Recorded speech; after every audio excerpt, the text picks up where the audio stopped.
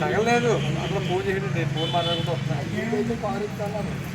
ప్రైవేటీకరణను కాపాడాలి, ఆర్టీసీ సంస్థను కాపాడాలి, ఆర్టీసీ సంస్థను కాపాడాలి, ఆర్టీసీ ఉద్యోగ కార్మికులను కాపాడాలి, ఆర్టీసీ ఉద్యోగ కార్మికులను కాపాడాలి, ఆర్టీసీ సంస్థను వ్యతిరేకించండి, ఆర్టీసీ ప్రైవేటీకరణను వ్యతిరేకించండి, ఆర్టీసీ ప్రైవేటీకరణను ప్రైవేటీకరణను వ్యతిరేకించండి వ్యతిరేకించండి ప్రైవేటీకరణను వ్యతిరేకించండి ప్రైవేటీకరణను ప్రభుత్వ ఆధీనంలోనే ఎలక్ట్రికల్ బస్సులు నడపాలి ప్రభుత్వ ఆధీనంలోనే ఎలక్ట్రికల్ బస్సులను నడపాలి ప్రభుత్వ ఆధీనంలోనే ఎలక్ట్రికల్ బస్సులను కాపాడాలి, ఆర్టీసీ సంస్థను కాపాడాలి, ఆర్టీసీ సంస్థను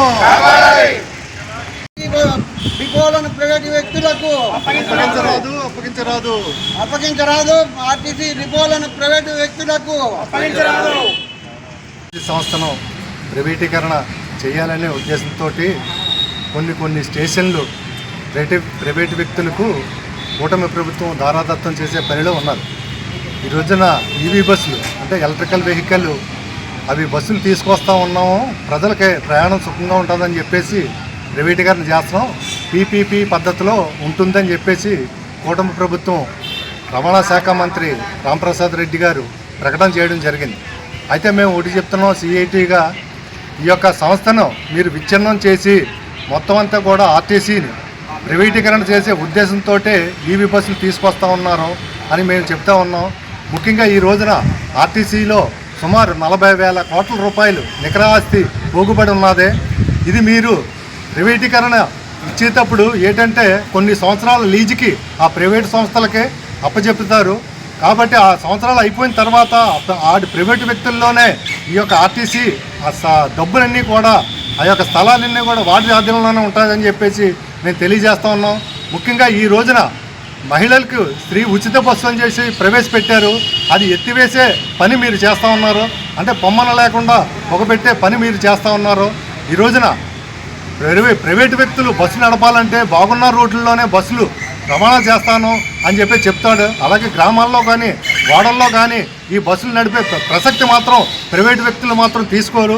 ఈ యొక్క ప్రైవేటు ద్వారాగా వచ్చిన ఆ రూట్లో వచ్చిన డబ్బంతా ప్రభుత్వ ఖజానాకే వస్తుందని చెప్పి మీరు చెప్తా ఉన్నారు.